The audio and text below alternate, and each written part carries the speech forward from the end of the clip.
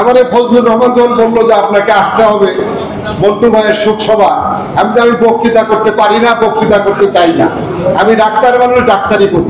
মন্টু ভাই তো মরে গিয়ে বেঁচে গেলেন, আমরা তো এখন মুরগির মতো হয়ে আছি, মুরগি। আমরা মুক্তিযোদ্ধারা মুরগি হয়ে গেছি। নতুবা কি করে এই বাংলাদেশে মুক্তিযুদ্ধের সঙ্গে কোনো সম্পর্ক নাই এইরকম একটা লোক আজকে দেশ শাসন করতেছে, এবং আমাদের বিরুদ্ধে যত কথা হচ্ছে সেই কথাগুলা উনি নীরবে সম্মতি দিয়ে যাচ্ছে।